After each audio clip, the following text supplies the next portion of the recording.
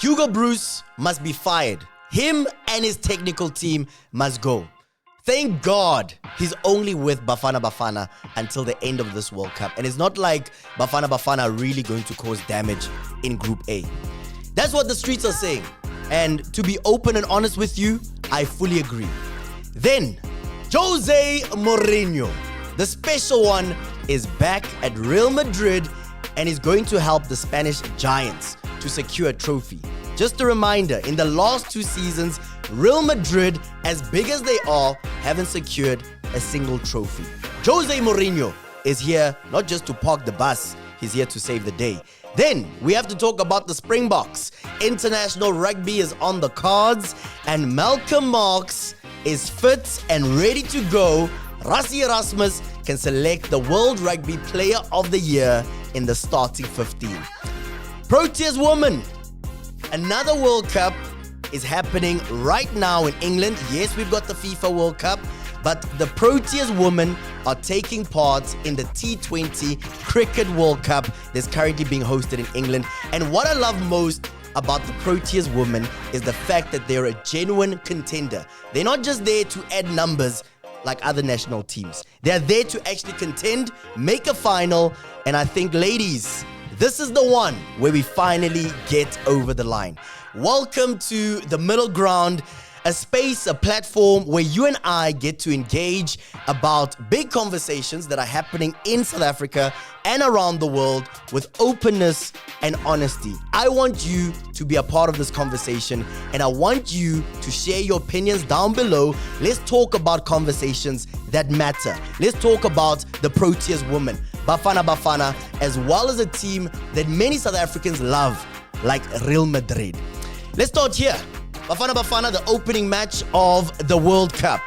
The Azteca, a historic stadium where Pele, Maradona have lifted the famous World Cup trophy.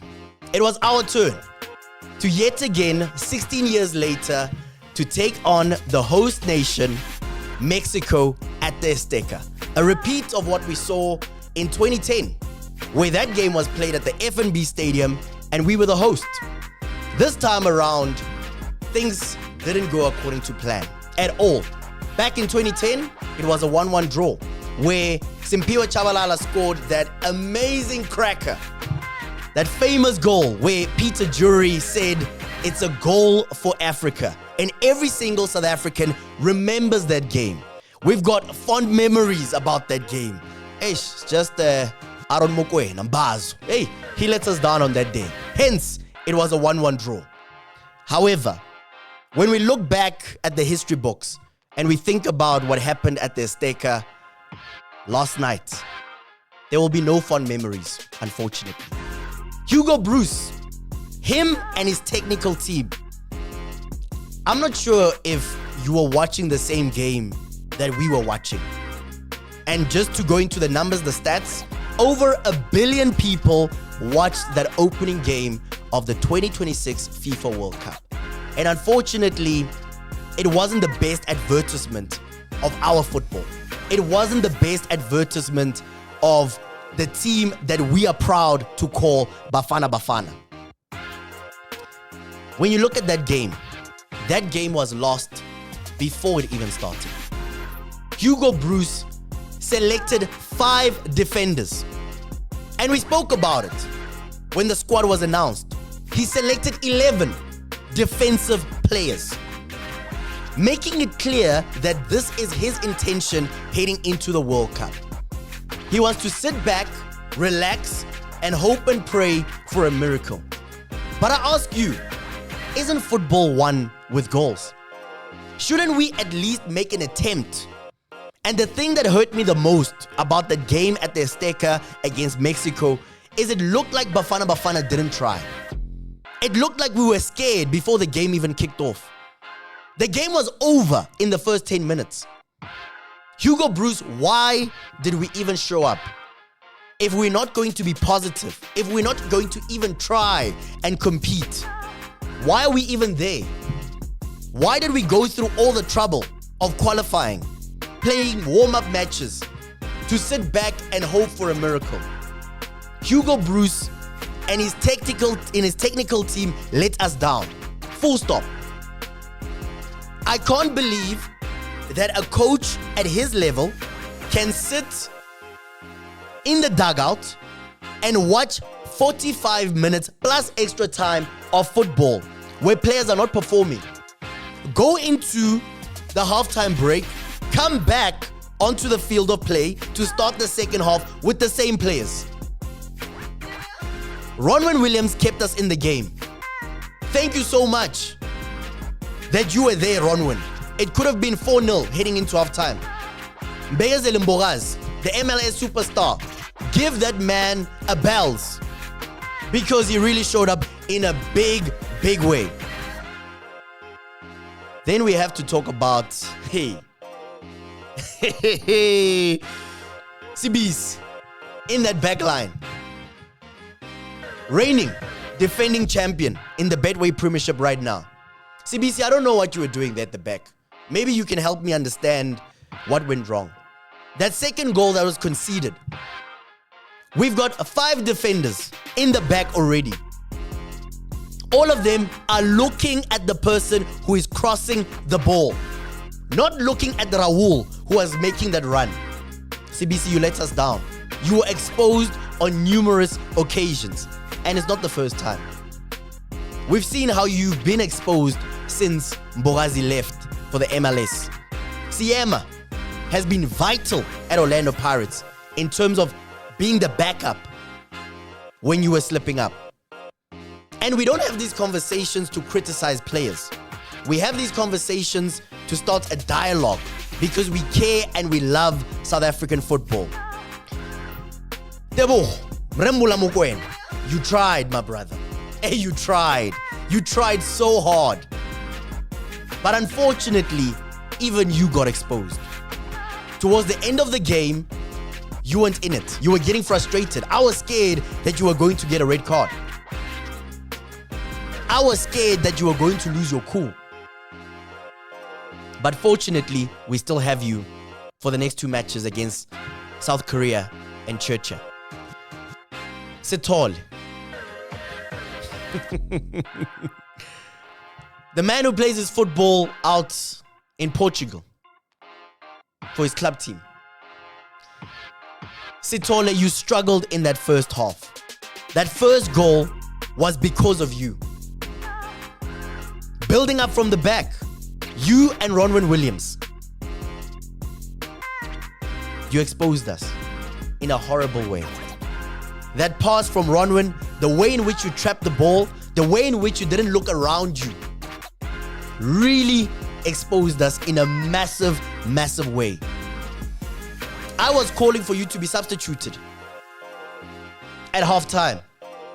But Hugo Bruce was confident and he believed that you must continue in the second half. Clearly, you must be doing something amazing out in Portugal.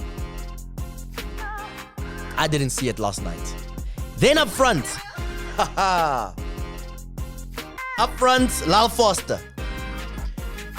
I've got no idea as to why Hugo Bruce started the game with Lyle Foster. Hugo Bruce has openly admitted that Lyle Foster is currently going through a confidence dip. We saw him play in the Premier League where Burnley got relegated, scoring 3 goals, feeling the pressure of playing at that level. And we will all admit we don't know the pressures of playing in one of the biggest leagues in the world. But when you come to the national team, we expect you to perform. That game against Nicaragua, where you missed a penalty kick, was another indication that Lyle Foster is not confident enough to take on the world at the World Cup as a starting striker for Bafana. Maybe off the bench, we can have a different conversation. From that starting 11, players that really tried to at least bring some form of respect to the badge. Ronwen Williams, Mboraz, Jaden Adams. They really, really tried. And Debza, to a certain extent. Hugo Bruce, why do you fear teams at the World Cup? Why do you want to play defensive football? You are the same coach that said that Nicaragua played negative football by parking the bus in that friendly. That's what you said in the presser after the game. That's what you said. But then you go and you play the same type of football against Mexico at the Azteca. Hugo Bruce, what do we have to lose? Let's go out there and lose the game and at least try. At least lose 2-1, 3-1, making an attempt, trying to score goals, playing positive football. Since you said Nicaragua was negative. Hugo Bruce, that game was an absolute embarrassment. And I blame you and your technical team. I've got no idea or understanding of how football works at a professional level where you've got people who are paid, people who are highly qualified, people who are head coaches, assistant coaches, video analysts, performance analysts who are sitting on the bench watching the match unfold. I understand that you had a game plan going into the game. But when you get punched in the face by Mexico in the first 10 minutes, what we expect from you is for you to go into the halftime break and make changes. I am confident and I truly believe that given what we saw in the first 45 minutes and extra time, when it was 1-1, if the right changes were made, at halftime, we could have completely changed the complexion of the game. Making the right substitutions, bringing on Oswin Apollos, bringing on players like Evidence Mahop. Yes, he's not the best striker in the world. He's not necessarily going to get you a goal, but he will play his position. He will help defensively and push up front. Ikram Reyners can then carry the load. Ikram Reyners is the striker that has done well in the Betway Premiership. From all our strikers, he's the only one on form. He was supposed to be given the responsibility to say, go up front, wait on the counter, score that goal that we need. However, clearly we weren't watching the same game. Hugo Bruce, we've got 2 matches left at this FIFA World Cup. Churcha, the former Czech Republic, as well as South Korea. And if you were watching the game earlier this morning, you saw what happened there. Bafana are in trouble. However, what needs to happen is let's go out there and make a proper attempt at least scoring goals, maybe winning the game, maybe securing a draw. Can we leave the World Cup with some form of respect, Hugo Bruce and your technical team? Can we give President Yama 2000 really a chance and not wait for the last game where we gave him 20 minutes and expect him to save our World Cup? Can we give Moremi, who's been vital for Bafana throughout the qualifiers, throughout the friendlies, can we give them a chance? Hugo Bruce, can we leave this World Cup with some form of respect for the badge, for Bafana, for the 65 million South Africans who love and respect this team? That is not how we wanted to go out. We all knew it was going to be difficult. Losing is okay when you try. And the thing that has hurt South Africans the most about the performance that we saw against Mexico is the fact that Bafana didn't even try. Our coach went there and he just chilled. And when he was supposed to step in and make decisions and make the right call, he didn't show up. And he sits in the presser and he makes excuses. Yes, there are certain things that you have achieved for this national team. We remember the bronze in the Ivory Coast at the African Cup of Nations. You have qualified us for a World Cup for the first time in 16 years. We get to fly our flag amongst other World Cup playing nations. But that's not how we want to be seen. That is not how we want to be seen. We have incredibly talented local players and international players. Players like Mboraz, who you criticized We haven't forgotten, Bruce. When he left for the MLS, you criticized him. You criticized him. You criticized the MLS. But now you want to use players that now play in the MLS. We've got incredibly talented players who have performed day in, day out in the Betway Premiership across all competitions on the African continent. Players like Aubrey, who are African champions. We have the talent. We need a coach that can create an environment for the talent to flourish. And Bruce, you've got 2 matches left. Please. It's a plea from 65 million South Africans. Can we at least make an effort? Can we at least bring some form of respect to the badge and to this country? Let's move on to some good news. The special one. José Mourinho. Hey, the man who the media sometimes love and who they sometimes hate.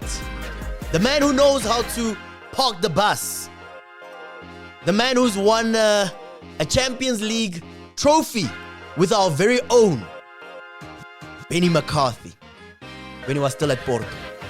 A man who is now making his return back to Real Madrid. The same Real Madrid who have had, a shaky season, to say the least. 2 seasons without a trophy. 2 seasons without a trophy at Real Madrid is a shame. And José Mourinho has been brought in to save the day. It's official, signed, sealed, and delivered. It's a 3-year deal for José Mourinho. And let me tell you why. José Mourinho is the right man for Real Madrid. Firstly, when you've got a locker room that has the stars that Xabi couldn't handle, you need someone who's got a character that can walk in there and demand and command respect. Players like Kylian Mbappe, players like Jude Bellingham, players like Vinny Jr. have to look at you as a coach and respect you. And that's what Mourinho brings. He doesn't take bullshit from no one. He doesn't take nonsense from anyone. We know what he brings to the table as a coach. He's done this before at Real Madrid. Secondly, why I believe José Mourinho is the right man for the job. Real Madrid have struggled defensively throughout the last season. The area where they've lacked the most is defensively. Yes, up front, they're a lethal, well-oiled machine. However, at the back there, embarrassing. Really embarrassing. We know how he plays his football. Parking the bus, playing on the counter. We mock him for it, but he's won numerous trophies playing that style of football. Wherever he's gone, he's brought that identity to the club, and that's what Real Madrid need right now. Then lastly, Real Madrid have become the laughingstock of European football. The amount of money that gets pumped into that team is absolutely crazy. For them not to win a trophy in the last 2 seasons has been an embarrassment. And what has happened is the media have started to criticize the team. And you know, when José Mourinho sits in that chair and he has to look into a lens and he has to face the media, he will strike fear in the hearts of many. He will speak with confidence, and most importantly, he will speak with conviction. José Mourinho is the coach that will bring back the respect that Real Madrid have lost in the last 2 seasons. Hansi Flick, there at Barcelona, he's having a field day. The conversation in Spanish football has changed completely. Real Madrid aren't even a part of the conversation. What Hansi Flick has done at Barcelona is amazing. However, a club like Real Madrid shouldn't be lagging behind this much. Well done, José Mourinho. Welcome back to Real Madrid, and we wish you all the best. May Spanish football and the classic El Clasico become what it was in the past. Remember when Cristiano was taking on Lionel Messi? That's what we want. Where you don't want a league being decided before the final games are played. That's what we want for La Liga. That's what we want for Spanish football. And I can guarantee you that José Mourinho will bring back the glory days at Real Madrid. Let's move on to the Springboks. The Springboks are back in town, and yes, the World Rugby Player of the Year, Malcolm Marx, the machine, the tank, the hooker who plays his rugby in Japan, he's fit and ready to go for the Springboks. As you already know, the Springboks start their international rugby season on the 20th of June out in Gqeberha as they take on the Barbarians. And Malcolm Marx is fit and ready to go. Of course, during the season, the Japanese season, he was facing somewhat of an injury. But Rassie Erasmus has given us the thumbs up that we'll see our famous hooker in that number 2 jersey for the Springboks. Let's have a quick look at some of the injuries that are still a concern for the Springboks heading into this international season. These are players that could possibly come back mid-season roundabout. Maybe let's give them 2 to 3 months to sort out a few niggles, and they'll be back with the squad. A player like Sasha Feinberg Ngomezulu, I hope and pray that he comes back. We saw how the Stormers really struggled in that semi-final without Sasha. Kobus, yo machine Reinach. That's a player who the Stormers have also missed. And unfortunately, we don't have a secured number 9 just yet because Kobus Reinach is also out on injury. However, this brings Embros Papier to the fold. Is this an opportunity? Comment down below. Let me know. Is this an opportunity for Embros Papier to feature for the Springboks, especially against the Barbarians? Looking at some of the other players, Grant Williams, another scrummy, he's out with an injury. Mornay van der Berg out with an injury as well, and Ethan Hooker. Now all of these players are expected to return mid-season. The season starts on the 20th of June, and hopefully before we take on the All Blacks, these players are back. Now, players that are currently out with long-term injuries and will only see them next year in 2027 as we build up to the Rugby World Cup that will, of course, be hosted in Australia. The big man, Argeir Snyman and Kwagga Smith.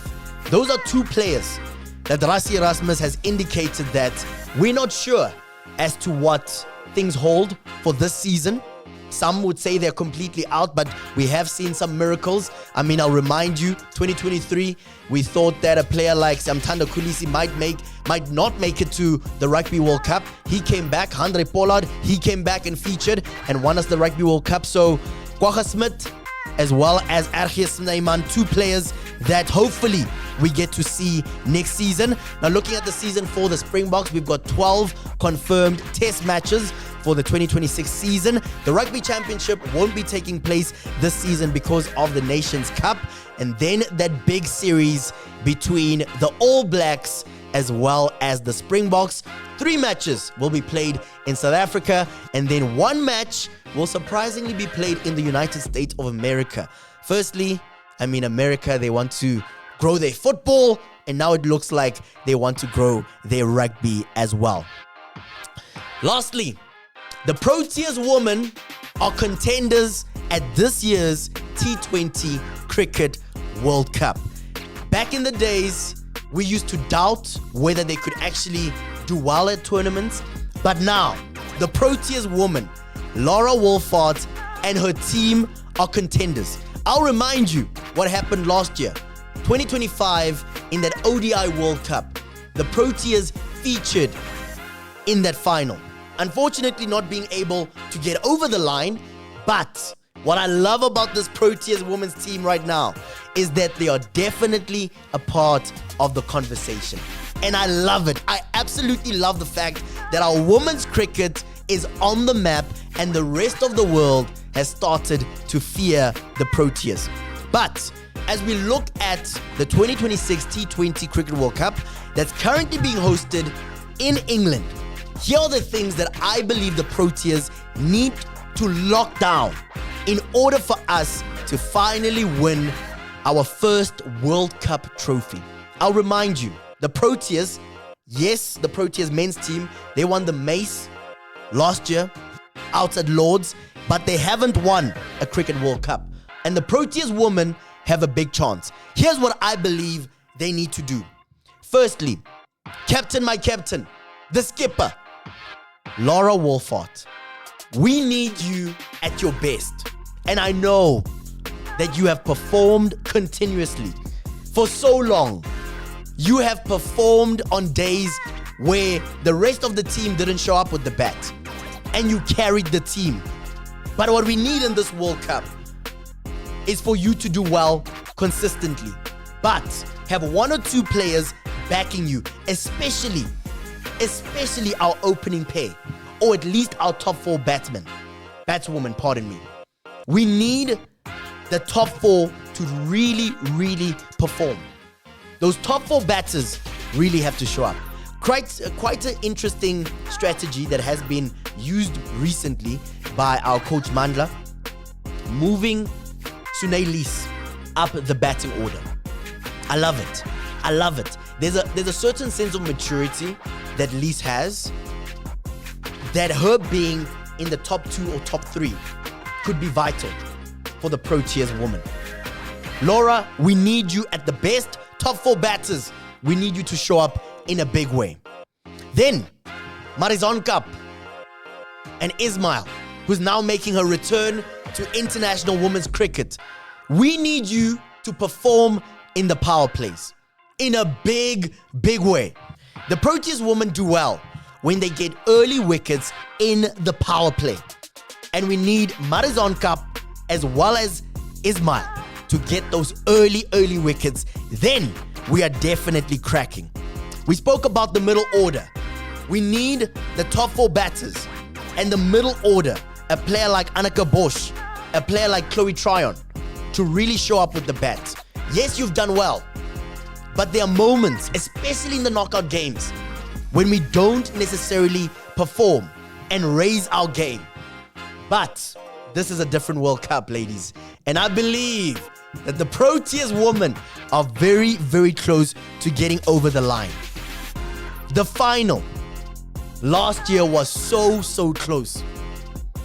So close. This is the World Cup for you guys to do it. First game against Australia. I believe that you guys can definitely compete. A W in this game will definitely set the momentum for the rest of the tournament. But what you guys need to do is just show up and be at your best. We as South Africa are backing you guys to go all the way, and I can say that another final is guaranteed. Let me know, what do you think about these key talking points in South African sport right now? Firstly, Hugo Bruce and your technical team, you let us down in a massive way last night against Mexico. We have to see a better performance against Churchill. Then, José Mourinho, the special one. He's back at Real Madrid on a 3-year deal. The Springboks have got Malcolm Marx back in the fold, ready for the 2026 international season. And then the Proteas take on the world in what I believe will be their World Cup. Comment down below. Thank you so much for joining us on The Middle Ground, a platform where you and I get to have open and honest conversations about things that really matter to you and to me and across the world. Thank you.